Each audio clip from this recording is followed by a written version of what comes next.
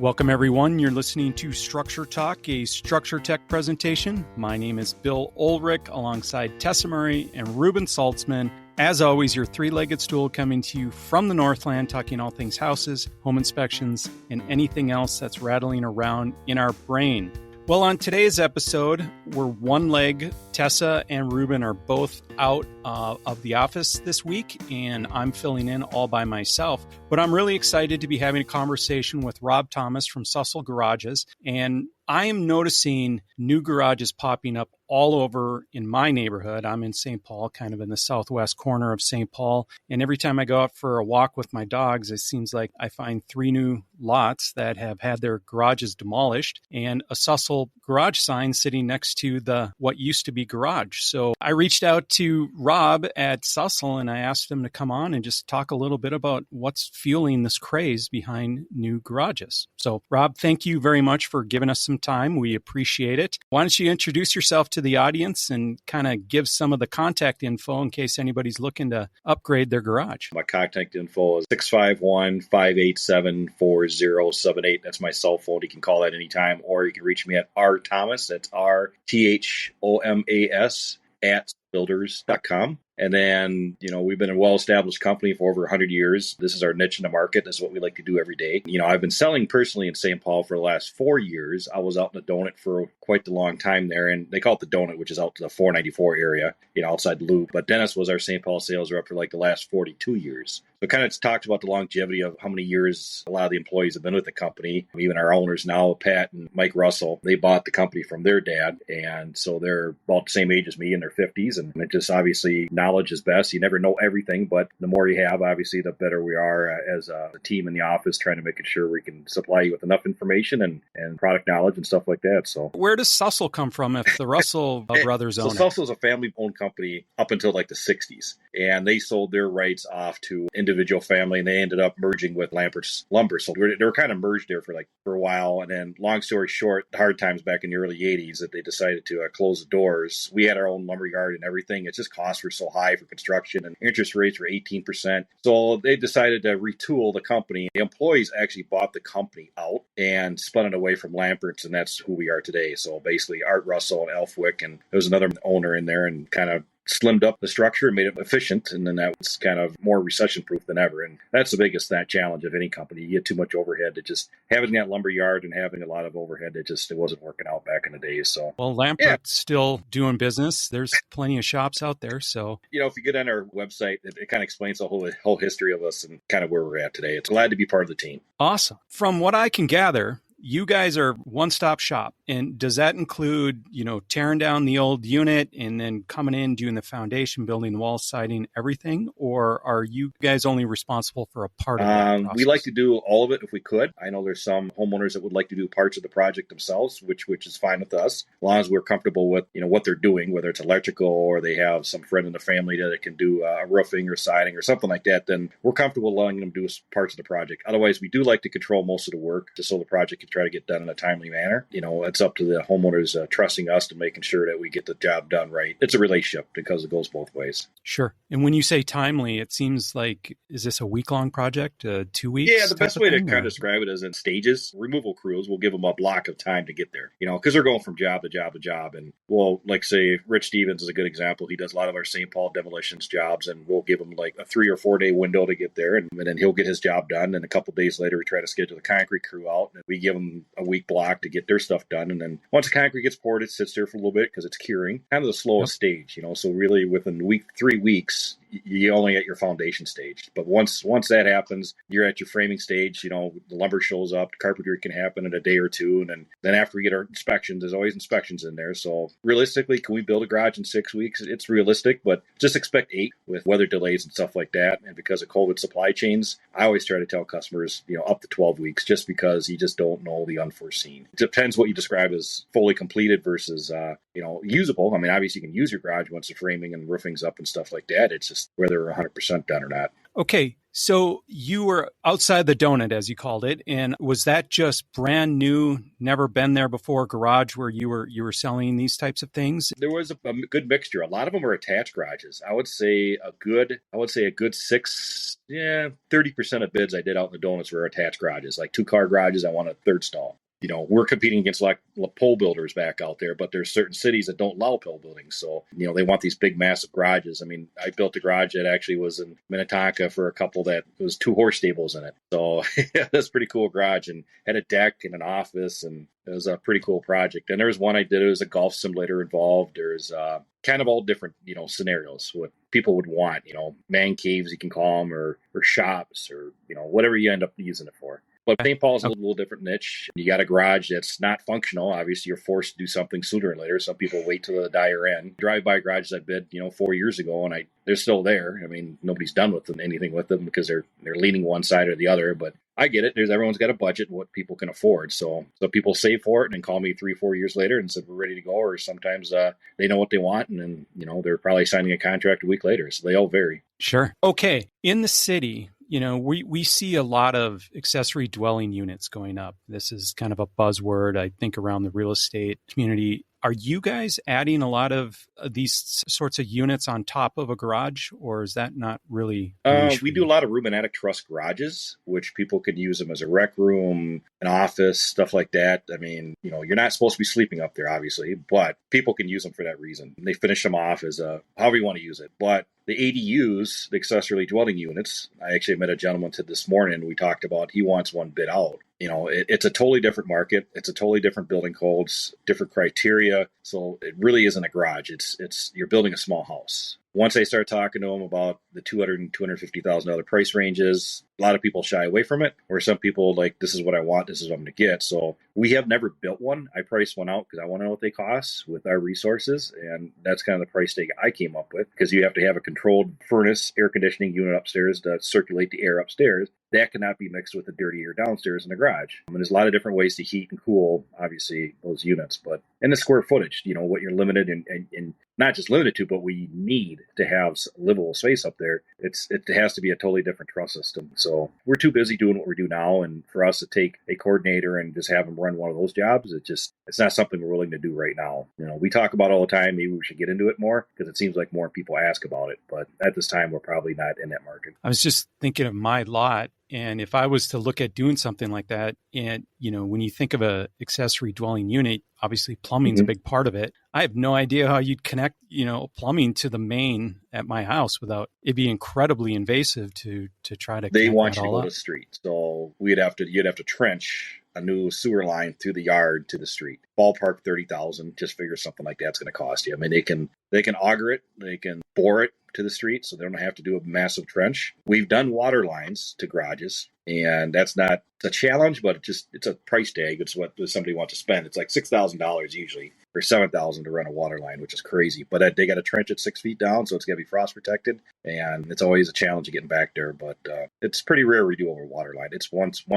Well, I did one this year, but it's every once in a while. Gotcha. Are more people looking to replace and rebuild simply because they need more tech or they want more tech? Or is it just the fact that one car garage that was built for the very small vehicle that they maybe had in the 50s or something just isn't usable? It's not functional anymore. It's been crazy market. So every different scenario is different. We tore down a perfectly functional Sussel garage last year that was 2 cars, and they wanted a 3-car. So we tore down a garage that was nothing wrong, but they wanted a 3-car with a room above. That's what they wanted. They wanted that room, an office, or whatever they want to use it for. And they looked at selling. They couldn't find anything they wanted. So obviously they were content where they're at. They liked their neighborhood. So it made sense in them for investing another $80,000 in getting what they want, a 3-car garage with a room above. And then there's people that are just content just having extra space to put storage in, or a shop or something like that. I would say half the time it's because a need, not a want, but the other half is a want, not a need. So I want this versus I need this kind of thing. And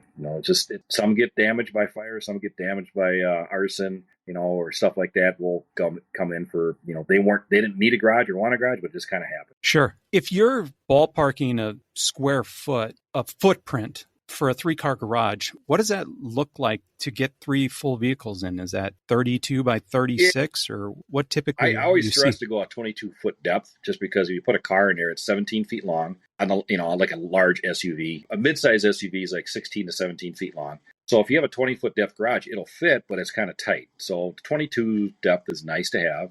20 will work, but then and if you think about it, each stall can house a car that's 10 feet wide. So like a 20-foot wide 2-car garage works. It's tight, but even like a 30-foot wide garage for a 3-stall, it works, but it's tight. I always stress to do like a 32 or even a 34 because most of your lots in St. Paul are 40, so you can go up to a 34 and fit it comfortably. I stress, once you figure your pricing in garages, the larger the footprint, the less per square foot it costs because you have fixed costs in there, permitting, surveys, I don't know, I guess whatever the job is, it just, you have set fees. And then as this garage get larger, you just look at it, you're just paying a little more for building materials, labor and such not. And the price actually happens to go down slightly every time you add 2 feet. So that's always stress. You just make sure you build it what you need and want, or don't second guess yourself and wish you had built a little bigger. So Yeah, that makes total sense. Okay, on let's say a 32-foot wide garage, I'm just trying to think of this 40-foot lot you describe in the city. Which way are you putting your trusses? Are they draining? Would the eaves be on the 22-foot depth,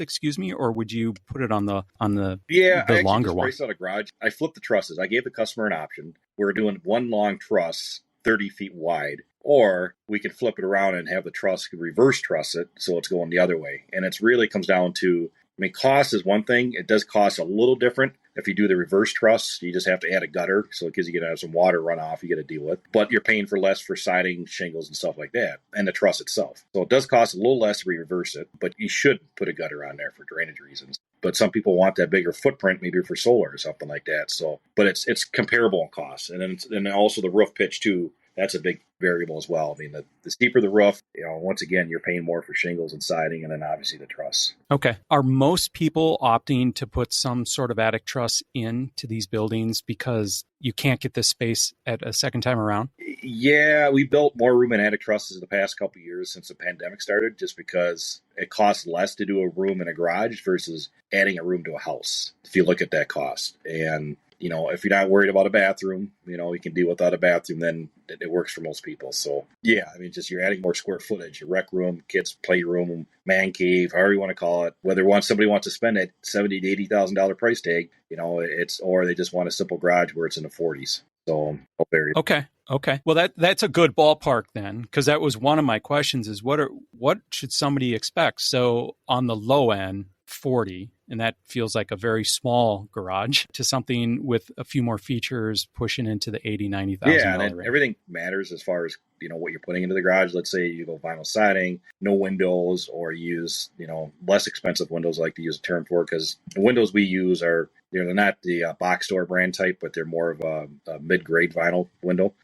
Doors, garage doors, all that stuff. We don't like to skimp on product, so we'll spend a little more money on product, and then product lasts longer. But when it comes to designing a garage, let's say somebody wants hardy siding or LP versus vinyl, you're going to bring the price tag up a few $1,000 here and there just for the materials being used. Or you just try to keep the price as cheap as possible. Like, people want to use the word cheap. I don't like to use the word cheap, but less expensive I like to use. But you bring it down to a low 40s, maybe on a decent 2-car garage with a small apron or something like that with electrical. But there's so many moving parts as far as these garage pricings, as far as like a room and attic truss. First thing I identify is, if you're going to heat and cool it, let's use better windows. Let's use better garage doors, or higher insulated garage doors and stuff like that. When it comes to heating, are you seeing that people put heat in most of their garages now? Because that feels like a significant upgrade in price. There's a lot of different ways to heat and cool the garage. Mini splits are getting more and more popular because they're becoming more and more efficient. Gas heaters was probably something we pushed a lot more back in the day, but the mini split has come a long ways. The mini split can heat and cool and control the moisture in the garage as well. And cost-wise, they're pretty comparable to putting a gas unit in with a gas line. And then the thing is, what I like about the mini split, you look at what it costs to run all the time versus running a gas out there all the time, it's more efficient. And I've been putting more mini splits in garages than ever. Gas lines and gas heaters, if you just want to go in there, flip the switch, it heats up really fast. But if you're going to run it all the time, it's going to consume your energy bill quite a bit more. So if it's 10 below out, they tend not to keep it at room temperature. What happens, they don't quit running, but they actually start heating themselves. Once the unit gets heated itself, then it'll start heating the actual garage. And then you'll see a lot of mini splits installed in St. Paul, Minneapolis, the older houses. They don't know ductwork, and people love them. Everyone I talk to that's installed them in their houses, they love them. They said their energy bills have gone down, so it kind of speaks for itself. So I would not have thought mini split in garage. It just it didn't make sense to me, but that's why we have these conversations, because it's a good education. Okay, solar. Everybody seems to be putting solar panels on top of their house or on top of their garage. Is this mostly driven to charge EVs, or are people using the garage roof to use solar to run their house as well? Or your garage technically does not use a lot of power. I would consider charging or running at your house first than anything. Or a lot of times in the St. Paul houses, you only have 100 amp service. So unless you had a room addition or in a home improvement project, you have a 200 amp. It's hard to pull that off the house and have an EV charging station. So a lot of times we end up having two separate meters, or as met a gentleman today, we were trying to figure out his scenario where we might make the garage the main power source, get rid of the meter service on the house, and then backfeed the garage to the house. So, and then put solar on the garage and then put it into the meter, and then the meter, that would feed the house. So it's kind of how you set it up. There's so many different ways to set up. I always explain the options and what's the best case scenario, but I would put the house as number one for solar and the garage would be secondary, just because you don't consume a lot, because it's just lights and outlets. If you're running a mini split, your energy bill is going to get up there. It's figure a couple $100 a month possibly if you're running it all the time. But once again, it depends where the power is coming from. Maybe the solar company can adjust it a certain way. They put so many panels on the garage, they feed the garage. They can put so many solar panels on the house and then feeds the house or something like that. From my understanding, the solar companies, they have a meter read where if you're not using all the power, you get credit back or something like that regard. Correct. Yep. When you design a garage with solar, you guys are doing all of that prep work and that design work, right? And so what happened is our garage program that we price garages for, I actually draw garages. The garages, and I send an estimate out. It shows the roof, the pitch, the sizes, all that stuff. So the customer, future customer, potential prospect, they can take that drawing, send it to the solar company. Hey, I'm getting this garage price out. What do you think? Should we get a higher pitch roof? And then I can also do drawings on a site plan and they can get on the GIS site too and look at where the garage location is going to be. They can see how much sun's going to be exposed. So together we can come up with a better scenario for the customer. If they want an 8-12 pitch versus a 6, or they want it depends. Like right now I'm working with one that their yard's mostly open, but I sent them 2 scenarios with the 2 truss designs and sent it off and he's going to send it off to All Energy Solar, and then ask them about it and see which rough designs would be best for them. So those guys are the experts as far as that. And all I can do is basically give them scenarios, and then they can kind of calculate and let them know what their energy bill kickback is going to be. Okay. It sounds like the relationship's there to expedite the process for planning, at least. And from a solar perspective, is an 8-12 kind of ideal or I've greater? gotten different feedbacks. 8-12 is good. 6-12 is minimal. 10-12 is optimal. So it's really, it'll work. I've seen them put on 4-12 pitches where the garages are existing. They just throw them on there. Obviously, they're gathering sun no matter what. But as the sun gets lower, as the years, the winter months come, they're not going to get as much. So the higher pitch roof, obviously, is better during the winter months. But I always say at least go a 6. But a lot of times we're actually doing 8-12s for the solar design. Does that adding 2 inches to a slope of a roof? No, not that extreme. Let's say if I go from a 6 to a 12 on a 2-car, you're looking at about $400. If you go to and let's say it's just vinyl siding or something, easy to price out. Then you go to a 6-12, it's another $600. Then you go to a 7-12, you're probably another $800. So the higher the pitch, it actually goes higher and higher in cost. I see. Gotcha. What other tech are people putting in garages that the average person wouldn't really have on their radar? I got a feeling next year is going to be a huge jump for EV technology, just because people are, whether they have an electric car now or not. And the solar thing, I guarantee that's going to be a big push next year, because a lot of people are going to be looking at these energy rebates, incentives to put solar in their house and garages. So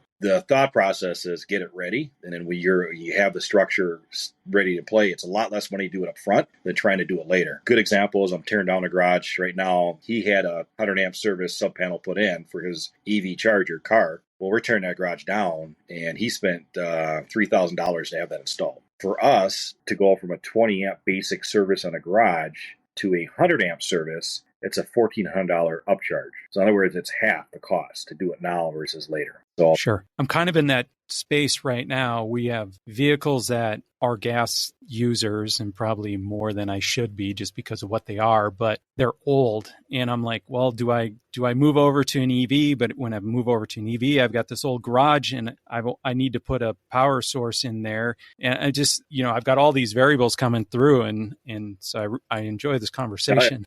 From a planning perspective, do you guys ever run into issues with the city and this impervious equation that, people have to deal with? If somebody wants to go with a bigger garage, do they ever kind of limit you? Pretty rare. It's really rare where we have an issue. Most of the lots are alley. I would say probably 80% of garages we build are alley access. And then you get to use half the alley as a mathematical formula, 35% of the rear lot coverage. Which if you do the math right, it's 40-foot wide lot plus the depth, and you get to use half the alley, which is usually 6 or 8 feet. And then most of the houses are probably 40 feet set back from the alley or more. Unless somebody did a room addition. There was one last year, I take that back, that they did a room addition and we could not get a garage in there. So we ended up just doing a parking pad for the gentleman, but it just wouldn't fit just because the room addition bumped out so far. But there's a 1,200 square footprint we can use for combined structures. And I'm only allowed to do 8,000 square footprint on a floating slab foundation. What that means is it'd have to be frost protected, which would cost a lot more money if I went to a 1,200 square foot garage. But it's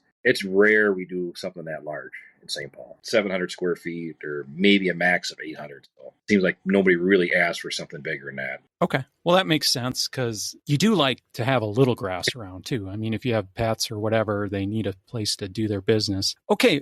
I see a lot of these garages right up on the property line. And I know there's some fire issues or fire protection issues that go into that. What does that look like from a planning perspective? Do you guys have to put non-combustible material up the walls, around the soffits, and up the slope of the roof? How do you factor that in? So it's a double firewall. So on the walls that are within 5 feet, which is it's common that they're 3 feet away. So we have to do a fire rock gypsum material on the outside and a fire rock gypsum material on the inside. So it's weather resistant, and that's what we use. And then as far as the eave, if the eave is at a certain distance away, sometimes we get too close, we have to fire rock the eave as well. Because sometimes we'll do a variance or a maintenance easement or something like that so we can get closer to that property line. And if that eave is intrusive, that gets fire protected as well. Okay. Well, I guess you can use plywood that is fire rated to do that. The roof deck, is that what you end up using for that? The roof deck is not an issue. It is only the walls themselves. Yeah. Oh. So the roof decking can be just OSB or plywood. Gotcha. Well, that makes it easy then. Okay. From a process perspective, is everybody stopping at your desk and saying, Rob, can you help me plan this out? Or do you guys just have a catalog and you're like, pick A through D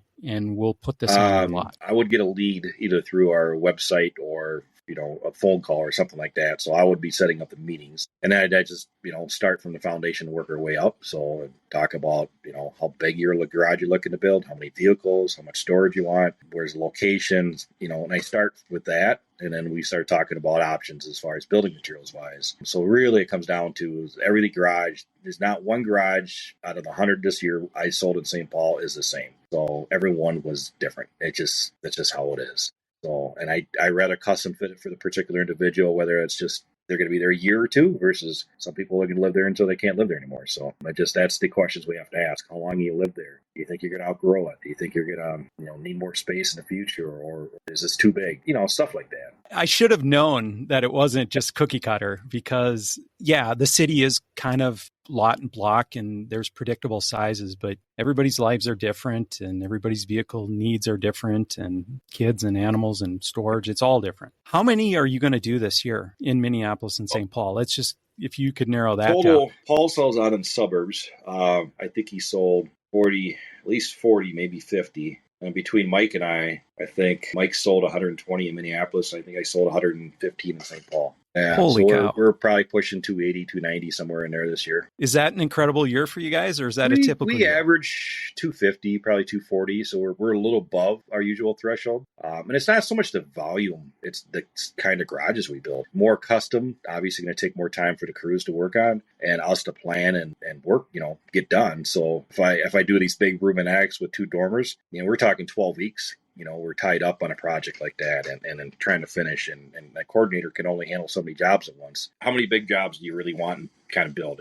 You have your limits. So the manpower, how much resources do you have? Can you get these built in a timely manner too? So maybe next year we can handle a few more, maybe we can't, but that's our comfort level. Probably anywhere from 260 to 280 right in there. We designated one crew this year just to do our Reuben attics. So Tony was our guy all year, so he just stuck with them, and then it's just a matter of if he kept up with those, then we could have sold more. But it's just one of those things. There's only so many you can do. Sure. Any sense of value? Are you adding $1 for $1 spent to the value of your home? Or do you think is there a better return on that investment, in your opinion? Yeah, that's a good conversation to have, because it really comes down to, as talking to most realtors, it seems like it's a 7-year return on investment on a garage build. So let's say you spend $45,000. Did you need a garage for one, or did you have a garage there? So obviously, if you sell your house and you have a certain square footage in bathrooms compared to another house that has the same square footage in bathrooms, who's going to have the higher property value? In today's market, it's just so overinflated. Obviously, when the market gets back to where it's more competitive, maybe the person that did build a 2-car garage that's really attractive and nice looking, and the other person that doesn't have anything to offer, their house will probably sell for more. So, but realistically, I would say it's a 5 to 7 year in this market where you actually get all your money back. Okay. You sell your house, just kind of, you spent that 40 grand before you get that 40 grand back with the inflation of the houses and stuff like that. That's kind of a good rule of thumb. Outstanding. I'm assuming most garages now, people, if they're running electricity to them and doing all this work, they're also running internet service out there, or... Yeah, I think the new technology these days, you shouldn't have to, because there's booster boxes. Actually, I was my parents' place up north. I actually Wi-Fi'd the entire yard. So there's little boxes, I can't remember the name of them, but I bought them, and I put one unit in the garage because I want to have cameras up there for them. Because of their parents, I want to make sure everything's all right. So I put the booster boxes in the garages, and you have Wi-Fi in the entire yard. So those systems work pretty well. You shouldn't have to run to high speed, but there's a couple then that we're actually running an extra conduit in the ground. So let's say if they do want to run their own high speed, they have the conduit there and they can tap into it. So that's a least expensive option to do it. We rather have the homeowners take care of that on their own, but we'll have it set up for them with conduit, for trenching wire from the garage to the house. So that's not a problem. Okay, that makes sense. I need you to come up to my place up north and do that same thing, because in fact, I was driving home today, coming to this conversation, and we've got Starlink on the cabin, which is unbelievable. It's fast, but my garage it's 150 feet from my cabin, and we don't have any service there. So I can't put a camera on the driveway, so to speak, but I'm sure you could hook me up. One here, I'm looking on the internet now, but my cousin's a tech guru, so he's the one that turned me on to him, and I'm pretty happy. I like that idea. I'm sure people are sick of me talking about my cabin and these are first world problems, trust me, and I'm well aware of it. So, but Rob, I appreciate you kind of filling us in. I didn't realize there was so much to choose from. And it sounds like this is a 90-minute conversation through a planning perspective to really get in the ballpark of what's the best for each individual person. Everyone varies. There's people I spent probably 40 hours with, and before they signed a contract. And I like to get the contract signed with as much detail and making sure that we don't make changes after the fact, because it runs a lot smoother if we don't make changes. So I like to try to review everything, make sure everything's correct, but changes do happen. But like you say, everyone's different. There's some people I'll spend 40 hours with. There's some people I'll spend maybe a half hour, and they'll sign up with us. So it really varies. I would say the average is probably an hour or two. And there's some people 3 years from now will sign up with us after the fact, and we'll make multiple changes and stuff like that. So it all varies. It really does. Bottom line is one call to you through the planning process. You'll handle all the permitting. You'll coordinate all the workmen who are coming in from the demo to the foundation, and just even working alongside a solar installer to make sure that you've got this thing teed up properly so their people can come in and knock it out as quickly as possible. Yeah, and that's what works good for our company. I give them a lot of credit because, for me, I'm just a sales rep, which is nice because I can focus on one item and one task. And that once it leaves my hands, once it's a sale, I'm in charge of writing up all the work orders, whether it's the foundation, framing, electrical, all that stuff I write up. And then I turn it into off. It's electronic. And then we actually share that with the customers because we want them to review it. And, like one right now, I got to go over today. I got to make a bunch of changes because it was different what we discussed. That's fine. We'll make the changes. But before we start production, we're making sure we got the door in the right location. We got the window in the right location. But then once it goes into production, we do have project managers and they run the jobs. They're the ones scheduling the permits. They're the ones ordering the materials. They're the ones scheduling the crews. And I try to go visit. I'm guilty, but I don't.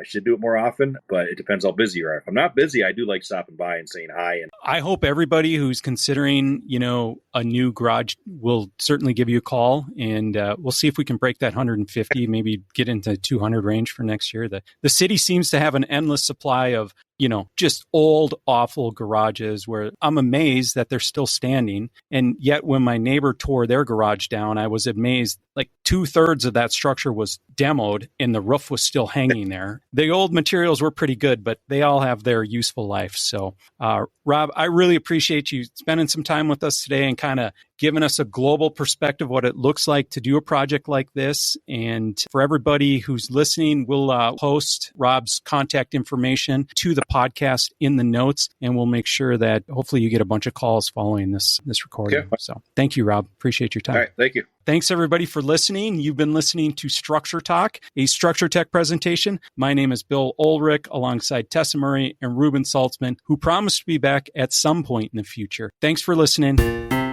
Hi, everybody. Bill here again with Structure Talk. We really want to thank you for listening to this podcast. It's been a ton of fun for us to put this presentation together.